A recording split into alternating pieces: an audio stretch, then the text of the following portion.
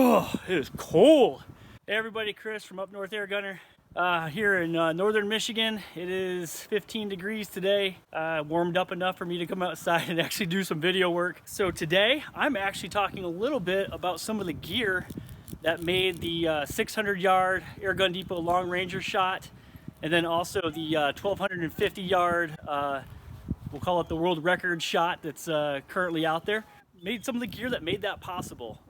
Obviously shooting off of a stock air gun, just because of the elevation needs for the scope. It's not possible to make those kinds of shots. You really need some compensation for your scope platform. I stumbled across the company called Heritage Arms.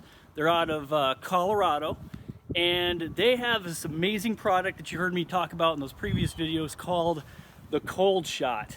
So the ColdShot is a very unique answer to the problem that long-range shooters have, and especially I think in the air gun world, where basically we're shooting high arc shots with big bore air rifles. You know, we talk about shooting flatter trajectories, but compared to firearms and powder burners, you know, these are pretty rainbow shots that we're shooting. Even to 150, 200, 300 yards, your bullet's dropping feet. And so today, in this video, I'm going to be going over what makes this an awesome product, and I'm calling this a must-have. And we're going to talk a little bit about how it affects the clarity of your scope and how you can maximize that. So yeah, let's dig into it a little bit. So before we dig into the ColdShot elevated base, one of the things I want to talk about is what I had been using before in some of my previous shots. So this is the 423-yard Airgun Depot Long Ranger shot. In this shot, I was actually at the very maximum elevation of my scope. I had the turrets completely cranked out. And then also in this shot, I was using the FX no limits rings, and I had to actually push them completely close together to get about 100 MOA of elevation change for the scope.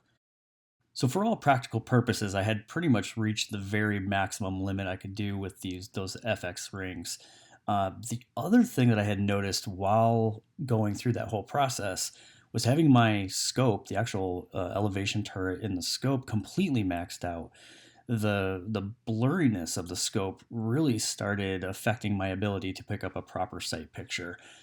So when I reached out to Lawrence at ColdShot, he actually showed me this really great chart that he had on his website about the reason why the ColdShot adjustable base, not only does it allow you to reach these crazy long distances, but it also maximizes the clarity of your scope, because as you crank the turret in your scope, it's creating a distortion to the picture you see within your sight picture. So the ability to keep it optically centered, so you're not using your turrets, your elevation turrets on your scope, to keep them basically right in the middle, really maximizes the clarity of the picture that you're seeing through your sight picture.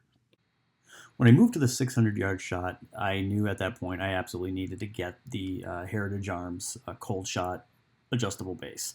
Once I did, it really opened up the world of long-range shooting for me with air rifles. It was a complete game changer.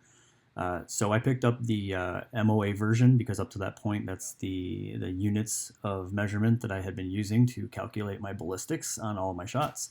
So in this shot, I was able to keep my scope completely optically centered, and the sight picture was crisp, crystal clear through that Hawk Frontier scope. Absolutely amazing, and I was able to pull off the shot.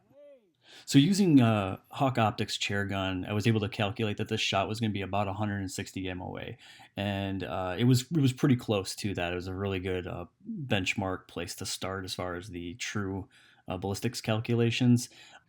So to make the adjustments on the ColdShot MOA version, every 4 clicks is 1 minute of angle, and so basically I was able to crank it up 160 MOA on the base, and that's where I started and basically dialed it in from there, and it was super easy to use.